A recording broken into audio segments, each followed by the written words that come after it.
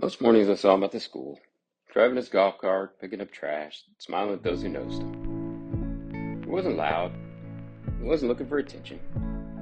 In fact, he rarely initiated the first conversation. Our local Rotary Club does a small recognition from time to time, trying to honor folks like Pastor Ennis, so we submitted his name. After some encouraging from another staff member at the school he worked at, Alfred agreed to attend our standing Wednesday luncheon. It's old hat to about 75 of us. 12 p.m. sharp, tables of 8, catered buffet lunch. Coach Herb convinced him and brought him. And at 85, Pastor Ennis had lived a full life. He was a Marine veteran, a lifelong resident of my town, a pastor, and he even had a brother who played baseball in the Negro Leagues. But this story is one I hope to never forget. As a kid, Alfred grew up on the hill, and in a general sense you'd call it the other side of the tracks. Geographically speaking, it's about 8 blocks from the Palace Theater where we had lunch that day.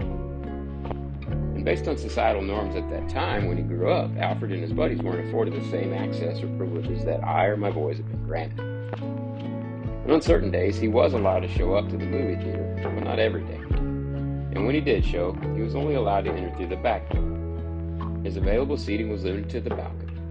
And as he described, he might not always finish the movie because he knew that when it was over, there was a good chance there would be folks waiting for him and his buddies by the back door to chase him home. But I didn't learn any of that from Alfred as he spoke for a moment from the front that day. His soft voice and calm demeanor matched the quiet man I saw around school every morning. He received his certificate, heard a couple nice words spoken over him, said thank you and apologized for not getting a haircut prior to attending, and then quietly took a seat again at my table to a room full of folks standing in his honor.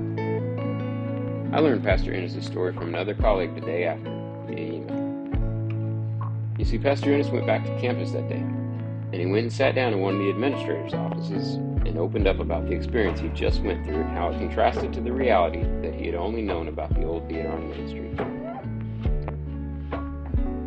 Today, instead of sneaking in the back door, they picked me up in a car and held the front door open. They sat me at the front table. Fed me the same food they were eating. They welcomed me. They gave me the microphone to speak. It was something I never would have imagined possible. I didn't know Alfred's story. I just thought we were recognizing a man for the work he'd done. It wasn't until the next day I realized that the invitation had meant something completely different than I could have ever imagined.